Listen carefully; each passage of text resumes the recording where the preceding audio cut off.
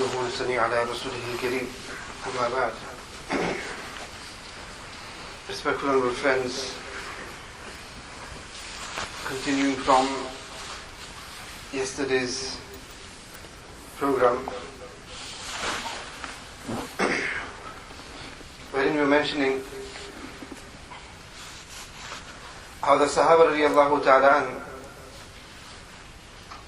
acquired the position of radiallahu anhu wa radu anhu, and for them to reach that position, it was due to Allah subhanahu wa ta'ala being completely pleased with them, and they acquired or attained the pleasure of Allah subhanahu wa ta'ala because of the perfection of their deeds and the ibadat. And this perfection in their deeds came about, as I mentioned to you, because the external and the internal both were according to how Allah subhanahu wa ta'ala desired or wanted it to be. With regards to external, they had the Prophet of Allah sallallahu alaihi wasallam, from whom they directly learned and saw how he carried out his ibadat, and they carried out their ibadat exactly the same. As we find the Sahaba radiallahu ta'ala, they just, all the ibadat, they carried it out exactly how they saw Nabi Kareem sallallahu alaihi wasallam doing it. So externally, it conformed with the Shariat, it conformed with the Sunnah. And then internally, whatever internal condition they needed to have for that ibadah to be accepted, we find they had that in them. And it was because of this, each deed of theirs acquired that caliber, attained that caliber, which was then accepted by Allah subhanahu wa ta'ala. And on that you find that they acquired the pleasure of Allah, wherein Allah subhanahu wa ta'ala gives them the title of radiyallahu anhu wa radu an. And this, dear friends, this title is a very noble title. And remember, these are the same people who, prior to Islam, as I mentioned to you, they were involved in all sorts of evil and vice. And there were those people who, when it came to, with regards to their hearts and the internal self, these are those people who are involved in kufr and shirk. And how from kufr and shirk, their lives totally, their hearts totally changed. Changed to such a degree that now whatever they did it solely for Allah subhanahu wa ta'ala. Where the example I've given you of Sayyidina Hanzala, there's a slight change in his ruhani kayfiyya condition made him assume that he had reached, that he had become a munafiq. That's how pure their hearts had become, whereas these were the same hearts that believed in shirk, had shirk in the heart, had kufr in the heart. And now you find that they are solely, in their hearts they only have the love of Allah subhanahu wa ta'ala. Sayyidina Ali radiallahu ta'ala on occasion, it so happened that while in the midst of battle, he overpowered one of his opponents, and then it so happened that the opponent had then hit him, and Sayyidina Ali radiallahu ta'ala got angry, and then he overpowered his opponent. And when he overpowered his opponent, he was about to finish him off, wherein he stopped for a moment. He stopped, and when he stopped, then he drew back and told his opponent to come towards him again. And this opponent was taken aback himself, that he had the opportunity to finish me off, and we are in the midst of battle. Why this change? Why did he hesitate therefore? And why does he move away from me and tells me again to come and challenge him? See, Ali radiallahu ta'ala mentioned, look, at that time when I was fighting with you, my intention was solely for the sake of Allah subhanahu wa ta'ala. But when it was a case wherein you had overturned me, then it became personal. I felt that, and then it became personal. And at that moment it was my personal desire to finish you off. And I feel if I did so, then it wouldn't have sincerity in it. It wouldn't be for the sake of Allah subhanahu wa ta'ala. So now I've checked my intention. Now you come again to me. This time it will be solely for the sake of Allah subhanahu wa ta'ala. Just see, we're talking about those people, those companions who prior to all this, prior to وَيُزَكِّيهِمْ, they had what lurked in the heart was shirk. But whatever they did it for the sake of so many idols that they had. Whatever they did it for the, whatever they did it for the sake of people, for show. This is how they were. But now you find when the heart changes, and this transformation in the heart came about through وَيُزَكِّيهِمْ of Nabi Kareem sallallahu alayhi wa sallam making that tazkiyah. And when that was the case, then each deed of theirs was accepted by Allah subhanahu wa ta'ala. Whereas you and I, we do deeds. We do a lot of deeds as well. But because of the inner condition of our hearts, it is questionable whether those deeds are even accepted by Allah subhanahu wa ta'ala or not. And when they are not accepted by Allah subhanahu wa ta'ala, then we cannot acquire the pleasure of Allah subhanahu wa ta'ala. In the Sahaba radiallahu anhu, they acquired the pleasure of Allah because the external and the internal conform to the will of Allah subhanahu wa ta'ala, and the ibadat was presented to Allah subhanahu wa ta'ala how He wanted it.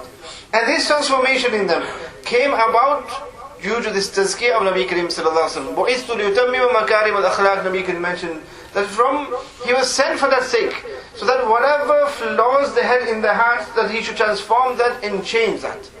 So this came about through tazkiyah. As I mentioned to you, when it comes to tazkiyah, it wasn't something that was different, it wasn't something that was separate from the lives of the Sahaba, but it was part and parcel of their lives.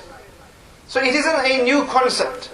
And nobody can claim that tasawwuf was something that came about in later years and was not rife or was not practiced during the time of Sahaba radiallahu ta'ala. We find what is tasawwuf. The ibtida, the beginning of tasawwuf is from one of the first hadiths that you find in majority of the books of hadith is what? إِنَّمَا الْأَعْمَالُ بِالنِّيَّاتِ. And this is what tasawwuf is. The ibtida, the beginning of tasawwuf is إِنَّمَا الْأَعْمَالُ بِالنِّيَّاتِ. And the goal of tasawwuf is ihsan, that أَن تَعْبُدَ اللَّهَ كَأَنَّكَ تَرَاهُ, that you worship Allah subhanahu wa ta'ala as if you see Allah subhanahu wa ta'ala. This is what tasawwuf is. That a person reaches such a position that he has in him إِنَّمَا الْأَعْمَالُ بِالنِّيَّاتِ. And we all know, without ikhlas, none of our deeds are accepted. And ikhlas is a fundamental thing in everything that we do, whether it is small or big. Whatever ibadat we do, whether it is a sunnah or whether it is a farz deed, if the intention is incorrect, the deed itself is not accepted. And this correction of the intention has to do with the spiritual self, the internal self. It is in the heart. Intention is in the heart. Intention is not something that we can change physically. Look, let me physically make a good intention. We can't.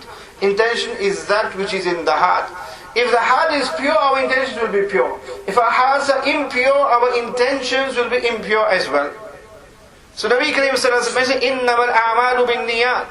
That each deed is based, and the foundation and the basis of acceptance of each deed is on the intention of the person.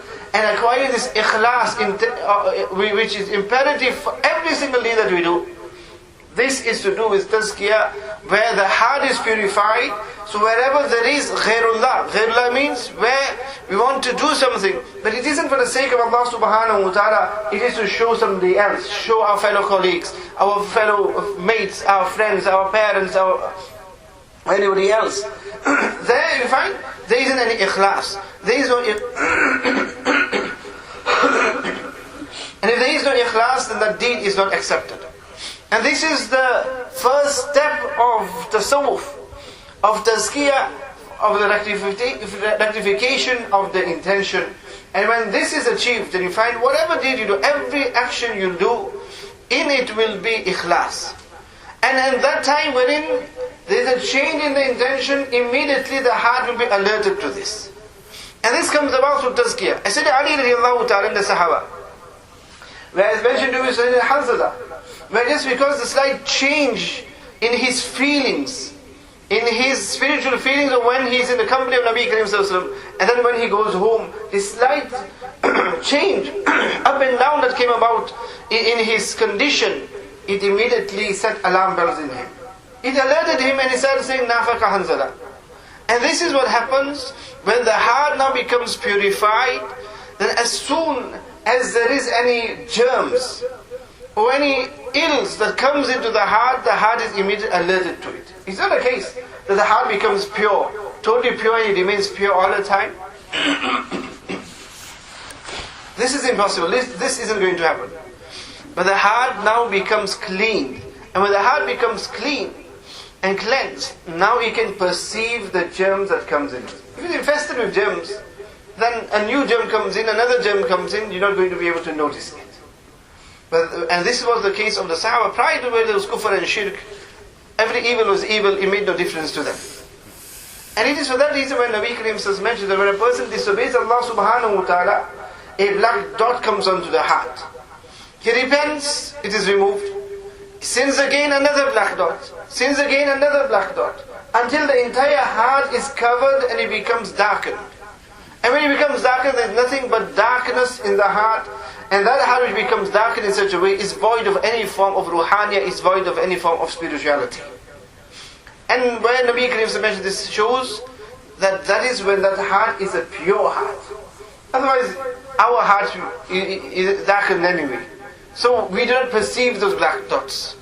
Where here Nabi Karim mentioned a black dot comes onto that heart, so that heart needs to be clean and pure. And when it's clean and pure, when that black dot comes onto it, the heart will perceive it, it will be alerted that something wrong has happened, the condition of the heart has changed. And when that is the case, then immediately a person knows that look, at this moment my intention is wrong, I need to change the intention. And as soon as he changes his intention, again he's purified his heart. So the first step of tasawwuf and suluk is innamal a'malu bin niyat. And then a person continues through this until then he reaches the stage of ihsan. And what is the condition of ihsan, which Nabi Karim mentions? That أَن تَعْبُدَ اللَّهَ كَأَنَّكَ تَرَاهُ, that you worship Allah subhanahu wa ta'ala like you are seeing Allah subhanahu wa ta'ala. And this is the highest position. And again, this has to do with the spiritual self. Otherwise, as I mentioned to you, a person can be standing in front of the Kaaba, the Baytullah, and he has great devotion and he's standing there. And he's performing salah according to the sunnah manner as well. But his heart is disattached. He's facing the Baytullah, but his heart is not attached to the Baytullah. His heart is not attached to Allah subhanahu wa ta'ala. Then no matter how good he is performing his salah will be accepted by Allah. It is done, his discharge, his duty. But the condition that Allah subhanahu wa ta'ala wants of the salah is not there. And as all sitting here, we all know what our condition is and what is the condition of our salah. Do we have ihsan in our salah? Have we reached a position where we're standing in salah in the court of Allah subhanahu wa ta'ala, and we can see and we can feel that we are standing in the court of Allah subhanahu wa ta'ala? We can ask ourselves.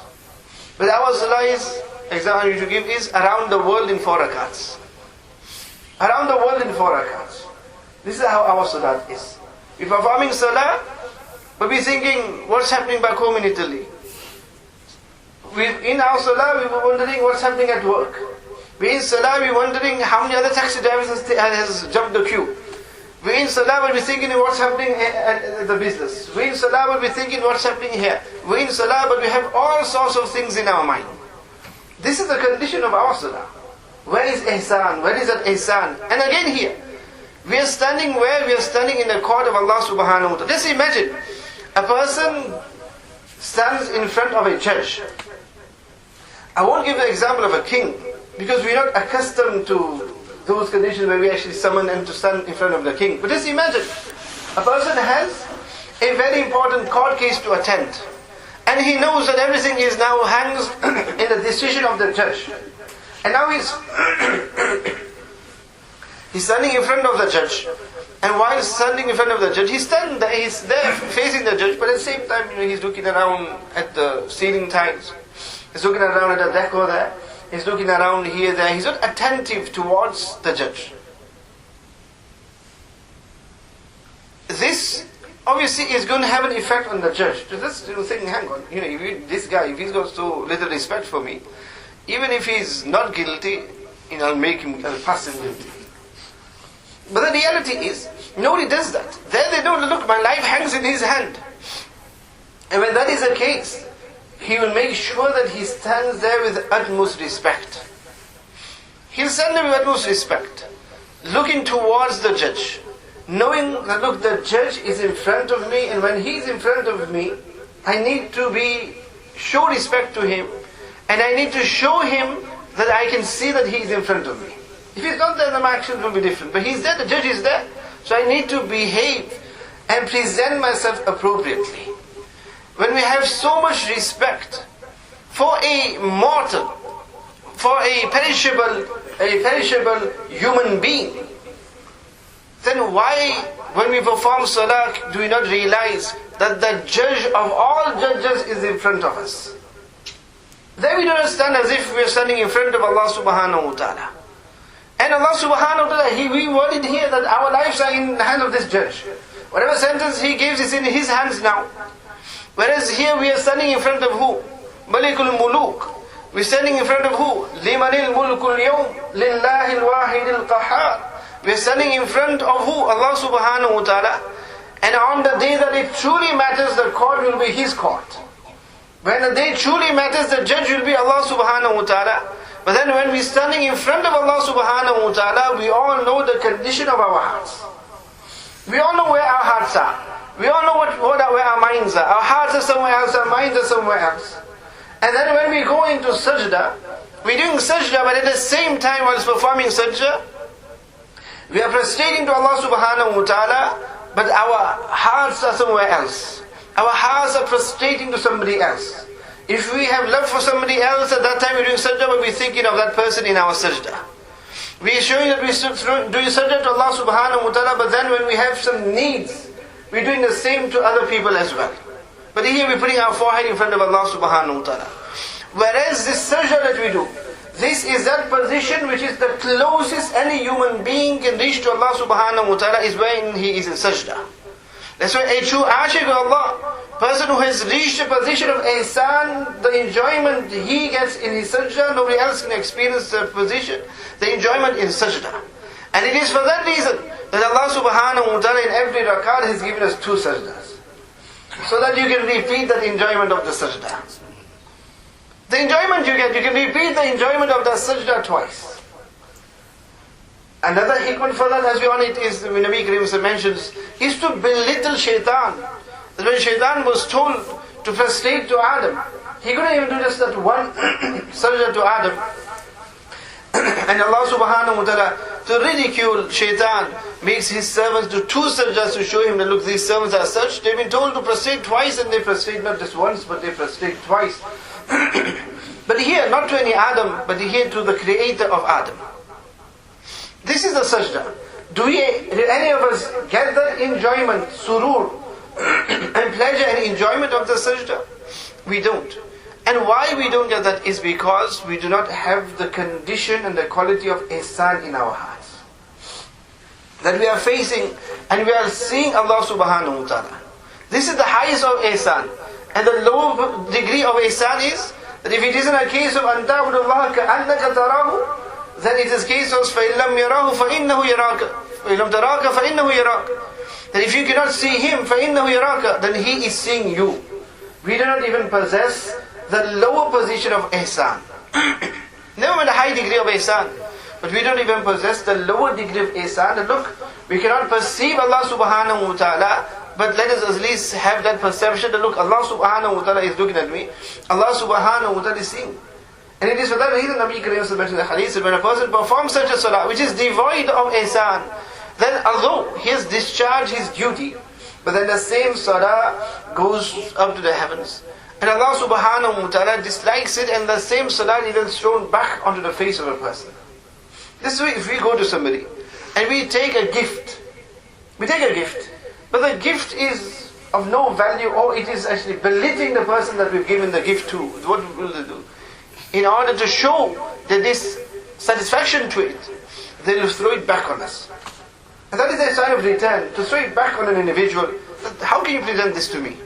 In the same way, when we perform our salah in such a way, where our hearts and minds are all over the place, Allah subhanahu wa ta'ala dislikes that salah is not accepted by Allah, and it is thrown back onto our faces. And take this, Allah subhanahu wa ta'ala is not in need of such salah.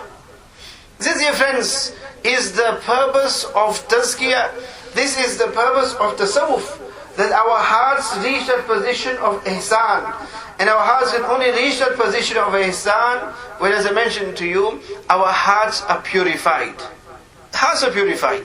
And now coming back to the Sahaba radiallahu ta'ala, of how Nabi Kareem sallallahu alaihi wasallam had made their tazkiyah and what caliber they became and what position they reached. Unfortunately today, we base our deen merely on our ibadat. The fact that I am punctual on my ibadat, maybe my ma'mulat, my wazaif, my tilawat of the Quran, my zikr, the nawafil, the awabin, the tahajjud and that. We are content on these things thinking that it is this that will take me into Jannah, it is this which will qualify me and acquire me the position of ihsan. But the reality is that isn't the case. That isn't the case. That we just rely on those ibadah, but when it comes to our internal self, there's nothing our internal self avoid. We have all the dirt and filth that is there in the heart.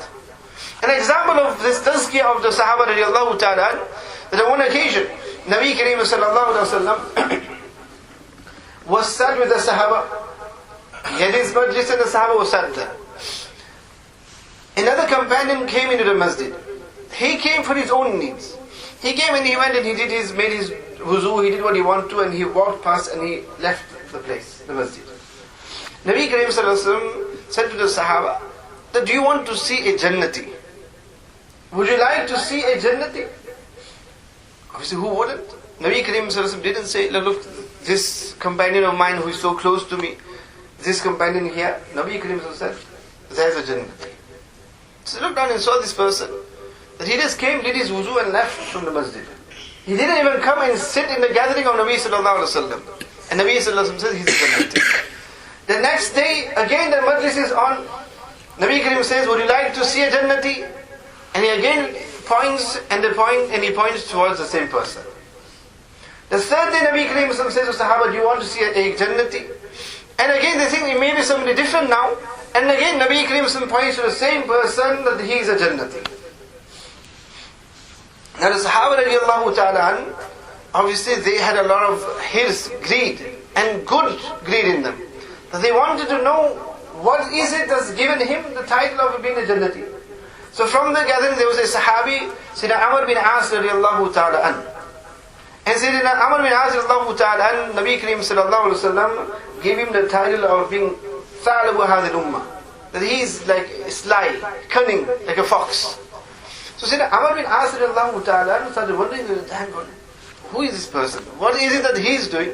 That says, Nabi Kareem sallallahu alayhi wa sallam said he is a Jannati, and we are sitting here all the time in the company of Nabi Kareem sallallahu alayhi wa sallam, and he doesn't say that we are Jannati. So what he does, he goes to his house. Now the Arabs in those days and now as well, they're very well known for their hospitality. Any stranger came to the house, they became a guest. Our own come to our house and we don't treat them as guests. Our own come and we don't want to keep them as guests. Their strangers came and they kept them as guests. So he came there and said, look, I would like to stay at your house. So he invited him in. He didn't say who he was. He invited him in. And he stayed there. He stayed there with the intention that I'll see what deeds, what actions he does. So he finds that throughout the day, this Sahabi does nothing unique. He goes and he toils in the fields and work as usual. He comes home and all he does is he performs his normal salah. Nothing different at all. So he thought, never mind. I'll probably see him night. He probably spends the entire night in ibadat.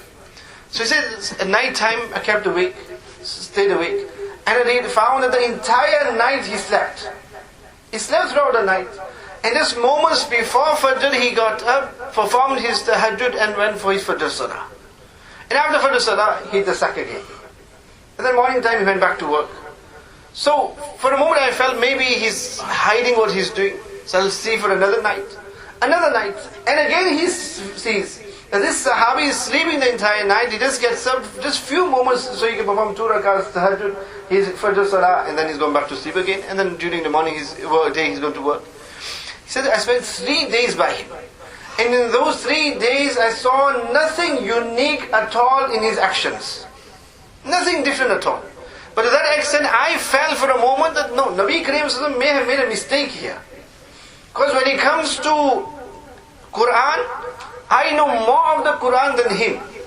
I memorize more of the Quran than him. When it comes to hadith, I know more hadith than him because I'm punctual regularly in the majlis of Nabi Kareem sallallahu alaihi wasallam, and he isn't. Because you find Sahabi, they're all Sahabi, but there were different types of Sahaba. There were those who were closer to Nabi Karim Sallallahu Alaihi Wasallam, who would regularly come in the gathering of Nabi Karim Sallallahu Alaihi Wasallam, and there were those who were, but they kept a bit of a distance. So he mentioned that when it comes to Quran, I have more Quran than him. Hadith, I have more Hadith than him.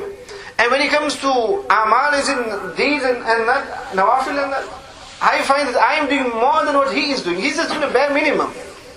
Of all his salah is Jamaat and his tahajjud salah. The Sahaba punctual on tahajjud. So he's doing a bare minimum. This doesn't make sense.